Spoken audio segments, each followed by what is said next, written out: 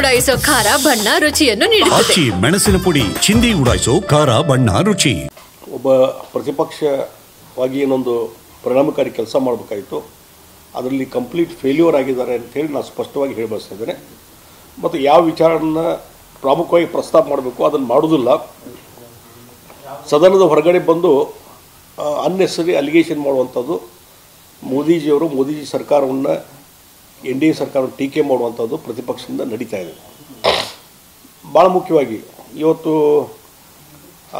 ಪಾಕಿಸ್ತಾನದ ಬಗ್ಗೆ, ಪಾಕಿಸ್ತಾನದ ಪರವಾಗಿ ಇವತ್ತು ಹೇಳಿಕೆಗಳನ್ನು ಕೊಡುವಂಥದ್ದು, ಪಾಕಿಸ್ತಾನದ ಪರವಾಗಿ ಮಾತಾಡುವಂಥದ್ದು. ರಾಹುಲ್ ಗಾಂಧಿಯವ್ರದ್ದು ಮೊನ್ನೆ ಪಾರ್ಲಿಮೆಂಟಲ್ಲಿ ಮಾತಾಡಿದ ವಿಚಾರ ನೋಡಿದರೆ ಅವರು ಪಾಕಿಸ್ತಾನದ ಪರವಾಗಿ ಇದ್ದಾರೆ ಅನ್ನುವಂಥದ್ದು ಬಹುಶಃ ಪ್ರೈವಾಪೇಶ ಎಲ್ಲರಿಗೂ ಗುರುತಿರುವಂಥ ಸಂಗತಿ.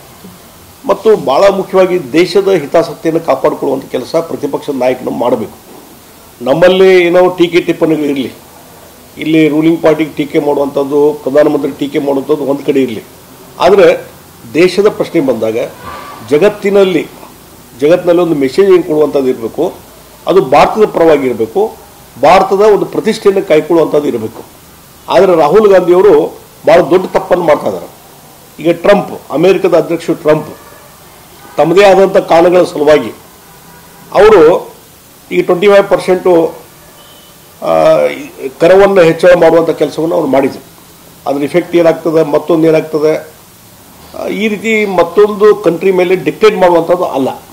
ಆ ಡಿಕ್ಟೇಟ್ ಮಾಡುವಂಥದ್ದು ಬಂದಾಗ ಇಲ್ಲ ನೀವು ರಷ್ಯಾದ ಕೂಡ ವ್ಯಾಪಾರ ಮಾಡಬೇಡ್ರಿ, ಇವ್ರು ಕೂಡ ವ್ಯಾಪಾರ ಮಾಡಬೇಡ್ರಿ, ವ್ಯಾಪಾರ ಸಂಬಂಧ ಕಡ್ಕೊಳ್ರಿ, ನಮ್ಮ ಜೊತೆನೇ ನೀವು ವ್ಯಾಪಾರ ಮಾಡಬೇಕು, ಈ ರೀತಿ ರಿಸ್ಟ್ರಿಕ್ಷನ್ ಹಾಕುವಂಥದ್ದು, ಕಂಡೀಷನ್ ಹಾಕುವಂಥದ್ದು ಯಾವುದೇ ದೇಶದ ಅಧ್ಯಕ್ಷನಿಗೆ ಸರಿ ಬರುವಂಥದ್ದಲ್ಲ.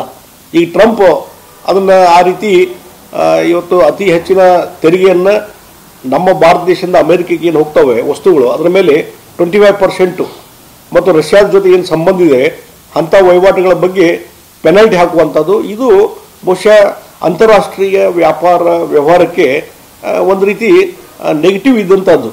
ಅದಕ್ಕಾಗಿ ಅದರ ಪರಿಣಾಮ ಏನಾಗ್ತದೆ, ದೇಶದ ಪ್ರಧಾನಮಂತ್ರಿ ನರೇಂದ್ರ ಮೋದಿಜಿಯವರು, ಕಾಮರ್ಸ್ ಇಂಡಸ್ಟ್ರಿ ಮಿನಿಸ್ಟ್ರು ಮತ್ತು ಭಾರತ ಸರ್ಕಾರದ ಎಲ್ಲರೂ ಅದ್ರ ಬಗ್ಗೆ ಆಲೋಚನೆ ಮಾಡ್ತಾ ಇದ್ದಾರೆ ಮತ್ತು ಅದಕ್ಕೆ ಸರಿಯಾದಂಥ ಒಂದು ಉಪಕ್ರಮವನ್ನು ಕೈಗೊಳ್ತಾರೆ ಅನ್ನುವಂಥ ವಿಶ್ವಾಸ ಇದೆ.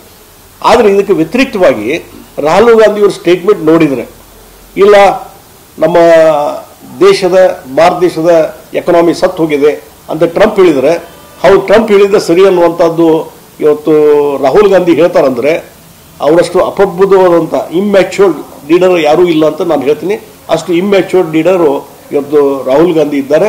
ಅದಕ್ಕಾಗಿ ಬಹುಶಃ ಅವರ ಪಕ್ಷದ ಶಶಿ ತರೂರ್ ಇರ್ಬೋದು, ಇನ್ನು ಶುಕ್ಲಾ ಇರ್ಬೋದು, ಇನ್ನೂ ಹಲವಾರು ಮುಖಂಡರು ಅವರು ಇವತ್ತು ಭಾರತದ ಪರವಾಗಿ ನಿಂತಹ ಸಂದರ್ಭದಲ್ಲಿ, ಟ್ರಂಪ್ ವಿರೋಧಿ ಹೇಳಿಕೆಗಳನ್ನು ಕೊಟ್ಟಂಥ ಸಂದರ್ಭದಲ್ಲಿ ರಾಹುಲ್ ಗಾಂಧಿ ಅಂಥ ವ್ಯಕ್ತಿಗಳನ್ನು ಅಂದರೆ ತಮ್ಮ ಪಕ್ಷದ ನಾಯಕರ ಏನು ಬುದ್ಧಿವಂತರಿದ್ದಾರೆ ಅವರಿಂದಾದರೂ ಅವ್ರು ತಿಳ್ಕೊಳ್ಳುವಂಥದ್ದು ಭಾಳ ಇದೆ ಅನ್ನುವಂಥದ್ದನ್ನು ಈ ಸಂದರ್ಭ ಹೇಳ್ತೀನಿ. ಹೀಗಾಗಿ ಇವತ್ತು ರಾಹುಲ್ ಗಾಂಧಿಯವರ ಒಂದು ಹೇಳಿಕೆ ಏನಿದೆ ಅಲ್ಲ, ಟ್ರಂಪ್ ಅವರು ಸಮರ್ಪಣೆ ಮಾಡುವಂಥದ್ದು ಒಂದು ಮೂರ್ಖತನದ ಹೇಳಿಕೆ ಅಂತ ನಾನು ಹೇಳ್ತೀನಿ. ರಾಹುಲ್ ಗಾಂಧಿ ಪ್ರತಿಪಕ್ಷ ನಾಯಕರಾಗಲೂ ಅನರ್ಹರಿದ್ದಾರೆ ಅನ್ನುವಂಥದ್ದನ್ನು ನಾನು ಸ್ಪಷ್ಟವಾಗಿ ಹೇಳಬಯಸ್ತೇನೆ.